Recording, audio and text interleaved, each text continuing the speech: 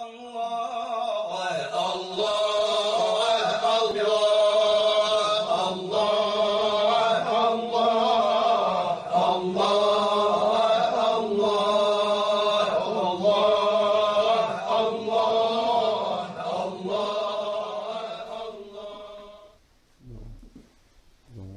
toute relation humaine entre deux hommes, il y a la relation extérieure ou physique qui peut s'établir entre les deux personnes, mais en même temps, il y a une rencontre spirituelle qui se fait entre les deux hommes. Et ça, qu'on le veuille ou non, il y a toujours cette rencontre spirituelle qui se fait. Et cette rencontre spirituelle, elle est déterminante. Parce que il y a une interférence entre les deux esprits. Il y a des influences qui se font. Il y a un contact qui est établi. Il y a un passage de flux entre les deux esprits, qu'on le veuille ou non, qu'on puisse le maîtriser ou non. Il n'y a pas de rencontre que superficielle, qu'externe. Et cette relation spirituelle qui se crée entre les hommes, elle est plus ou moins profonde en fonction de l'état d'amour ou d'affinité qu'on peut avoir pour l'autre personne. Et ce qui influe beaucoup dans ce contact spirituel qui se fait entre deux hommes, c'est l'amour. L'amour, quand on parle d'amour, on parle de haine, c'est la même chose. L'amour, la haine, c'est le non-amour.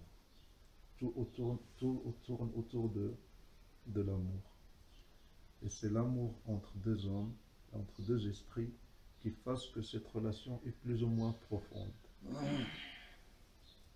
Plus l'amour est profond pour une personne, plus son esprit pénètre dans ton esprit.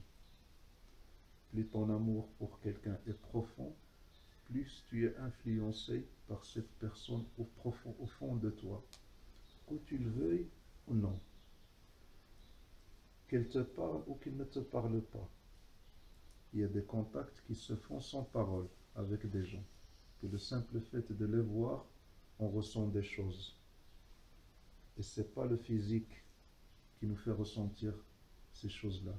C'est des choses beaucoup plus profondes.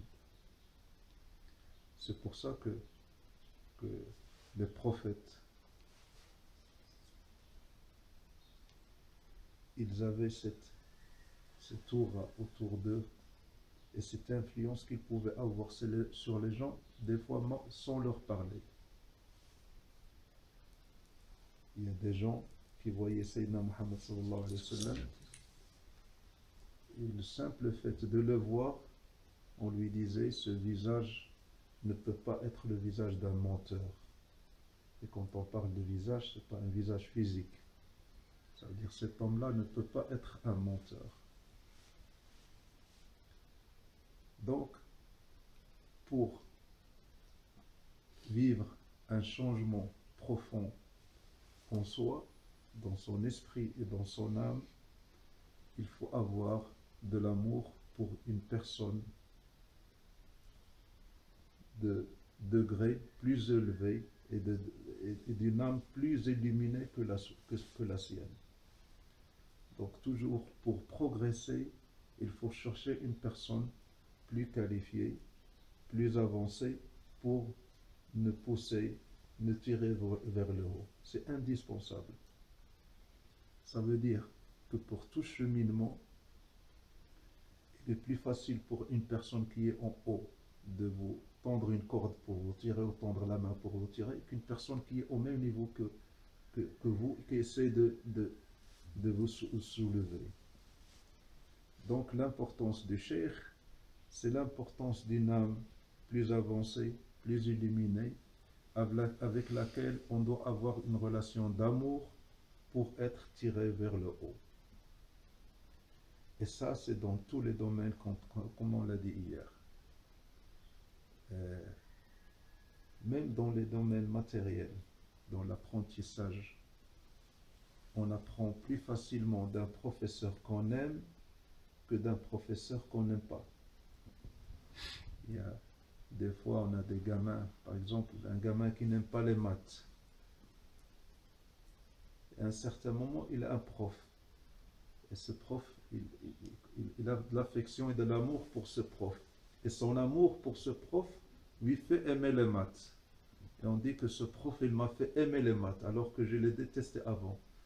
Donc le problème n'était pas dans les maths, mais était dans la personne porteuse des maths. Donc cet amour humain et cet amour spirituel qu'il a eu pour ce professeur lui a fait aimer les maths. Donc, pour toute science, il ne faut pas dire que c'est caractéristique pour la spiritualité ou bien pour le soufisme. Pour toute science, il faut avoir un amour pour un professeur qui te guide dans ce chemin. Et c'est ça le moteur de tous les prophètes. Sayyidina Muhammad sallallahu alayhi wa sallam, il a dit, personne ne peut connaître la vraie foi sans que je sois aimé de lui plus que son argent, sa famille et lui-même. Donc le prophète, il demande à être aimé pour que cet amour soit notre guide. Donc le cheikh, quand on dit cheikh, on dit professeur, on dit maître, on dit guide, on dit quelqu'un qui peut nous guider, et la relation qu'on doit avoir avec elle doit être de préférence une relation d'amour. Est-ce qu'on est maître de l'amour? Est-ce qu'on l'amour c'est quelque chose qu'on peut maîtriser? Tu ne peux pas arriver chez toi et te dire voilà, ça c'est un maître, aime-le. Est-ce qu'on peut le faire? L'amour c'est quelque chose qu'on ne maîtrise pas. Et ce qui guide ton cœur pour l'amour d'un cheikh, c'est l'amour qui existe en toi pour Allah. Parce que dans tout cœur, il y a une lumière divine. Allah subhanahu wa ta'ala, il l'a mis partout, dans tous les cœurs. Elle est en toi. Plus ou moins enfouie, mais elle est en toi. Elle existe en toi. Et tout ce qui peut t'arriver des fois dans ta vie, c'est cette lumière qui est en train de demander à sortir de ton cœur. Tu sais, tu travailles et tu estimes que le bonheur, par exemple, est dans le travail, dans l'argent, dans le mariage, dans les enfants. Tu travailles, tu as de l'argent, tu as une famille, tu as des enfants, et tu dis quand je vais travailler, je serai bien, je serai heureux. Et tu travailles et ça ne va pas. Et tu dis quand je vais me marier, ça ira bien. Tu te maries et ça ne va pas. Quand tu as des enfants, tu dis je vais avoir des enfants, ça va bien. Puis après tu dis je sortirai à la retraite, je serai bien. Et tout le temps tu te fixes des objectifs de bonheur. Et à chaque fois quand tu y arrives, c'est pas ça. Il manque toujours quelque chose. Quand je gagnerai 10 000 euros, ça ira très bien. Et ça ne va pas. Il y a toujours quelque chose qui manque. Il te demandera toujours et tu te fixeras des objectifs illusoires pour de bonheur. Et toujours tu dis, c'est pas ça. Il y a toujours quelque chose qui manque. Et c'est ce qui manque. Et ce manque de paix et de satisfaction interne, c'est la recherche d'Allah. Elle est en toi. C'est comme si cette lumière, il te dit, c'est pas ça. Je ne recherche pas l'argent. Je ne recherche pas les femmes. Je ne recherche pas les enfants. Je ne recherche pas le travail. Je recherche Allah. Moi, je te demande Allah et toi, tu es en train de me donner de l'argent. C'est pas ça. Moi, je recherche Allah et toi, tu me dis, c'est la retraite qui sera mon bonheur. C'est pas ça. Donc, cette recherche d'Allah, elle est en nous. Elle est en chacun d'entre nous. Et quand tu rencontres une personne qui a cet amour d'Allah subhanahu wa ta'ala, qui a cette connexion avec Allah, qui a ce cheminement en lui, tout de suite, tu te dis, cette lumière commence à surgir de ton cœur et tu dis, cette personne-là, elle a quelque chose avec Allah. Elle a quelque chose que je recherchais. Je recherchais ça. Ça me manquait. Et ça, c'est inévitable. C'est inévitable quand on rencontre une personne illuminée par la lumière d'Allah subhanahu wa ta'ala. Tout de suite, on ressent, il y a quelque chose. Peut-être que c'est ça que je recherchais. C'est Allah. Donc, la nécessité d'un maître, c'est comme... il faut même pas en parler. Tu peux pas cheminer tout seul. Tu peux pas connaître ça tout seul. Pourquoi il a fallu qu'Allah subhanahu wa ta'ala envoie des prophètes? Pourquoi la nécessité des prophètes? Les prophètes, comme Allah subhanahu wa ta'ala dans le Coran, ils appellent des rappeleurs, des gens qui rappellent les gens. Qu'est-ce que ça veut dire leur rappeler? Ça veut dire qu'ils ont oublié quelque chose et que le prophète, qu'est-ce qu'il vient faire le prophète? Il vient te rappeler. Tu as oublié. Qu'est-ce que tu as oublié? Tout le monde a oublié quelque chose et le prophète, il vient pour lui rappeler. Qu'est-ce qu'il a oublié? Il a oublié qu'il a cette lumière divine dans son cœur et qu'il essaye de cacher par ses besoins matériels. Elle est en toi. Ce lien avec Allah, et le prophète, il vient te le rappeler. Le prophète, que ce soit le prophète, que ce soit le cheikh, que ce soit le guide, tu peux l'appeler comme tu veux. Il vient te rappeler ce lien que tu as avec Allah et qui est en toi. C'est tout. Il ne vient pas créer quelque chose de nouveau. Tu as cette lumière dans ton cœur, il vient et te gratte un peu sur le cœur. Cette saleté qui est autour de ton cœur, que tu as créé avec tes péchés et tes oublis. Et cette lumière surgit. Et quand cette lumière surgit, tu dis c'est ce que je recherchais. Et tu sors d'une dimension à une autre dimension. Tu étais dans l'oubli, tu étais dans le souci, et là tu te sens emporté. Et tu te mets dans une autre dimension, une nouvelle vie, une nouvelle vision. Donc, cher, c'est ça sa mission. Il n'apporte rien de spécial. C'est pas lui qui crée la lumière. Il ne fait que faire surgir la lumière qui est en toi.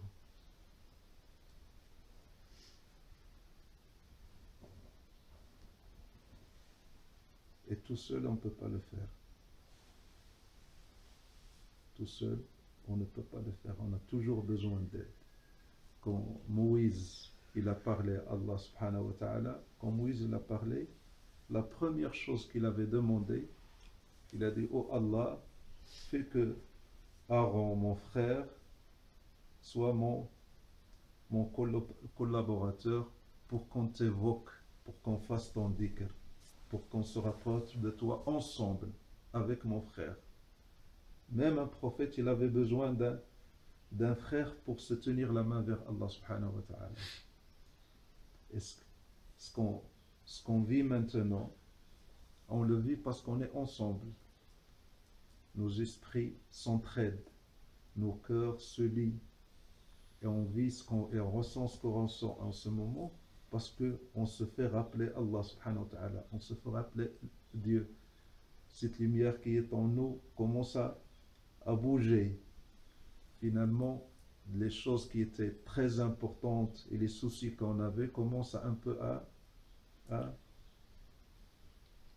on est moins soucieux maintenant, hein? On est moins soucieux, on n'a pas l'impression d'être sorti de ce tourbillon qui est notre vie. C'est vrai ou c'est pas vrai, hein? Pourquoi? J'ai créé quelque chose, on a créé quelque chose. Non, c'est en nous. C'est en nous. Ce que tu recherches, il n'est pas à l'extérieur. Ce que tu recherches, il est en toi. Nous, notre malheur, c'est qu'on cherche le bonheur de l'extérieur. Il faut que le bonheur vienne vers nous. On cherche le bonheur ici, à droite, à gauche, en haut, en bas. Alors que ce que tu recherches, il est où? Il est en toi. Et quand Allah subhanahu wa ta'ala te fait cette miséricorde de découvrir la lumière qui est en toi, tu dis, oh mon Dieu, tout ça était en moi et moi je cherchais autour, je voyais autour de moi alors que c'était en moi. Tout ce soleil, il était en moi et moi je cherchais ailleurs. C'est tout ce que fait Cheikh. C'est tout ce qu'il fait. Il fait surgir ce qui est en toi. Rien de... Parce que tous nos esprits, un jour, nos esprits ont rencontré Allah subhanahu wa ta'ala. Et c'est cité clairement dans le Coran. Allah subhanahu wa ta'ala, il dit, Allah a rassemblé tous les esprits. Il leur a dit, ne suis-je pas votre Seigneur? Et tous les esprits, on dit, si. Oh Allah, tu es notre Seigneur. Donc la connaissance et la rencontre d'Allah, elle s'est faite un jour. Et quand ton esprit, Allah subhanahu wa ta'ala l'a mis dans ton corps, avec la vie, les soucis, tout ça, tu as oublié. Et le cheikh vient te rappeler, et le prophète vient te rappeler, et le frère vient te rappeler ce lien que tu as avec Allah subhanahu wa ta'ala. Donc, le lien avec cheikh, c'est le lien d'un... Qu'est-ce qu'on va dire? D'un souillé avec un nettoyeur. C'est tout. Un souillé avec un nettoyeur. Tu ramènes ton cœur sale et tu lui dis aide-moi à le laver pour faire surgir cette lumière et cette connaissance d'Allah que j'ai en moi. C'est tout. Et sans trop gesticuler parce que tu vas l'empêcher de bien faire son travail. Il faut se tenir tranquille, calmement et ne pas trop gesticuler, hein, en voulant faire valoir ton savoir entre les mains d'un savant. Allah.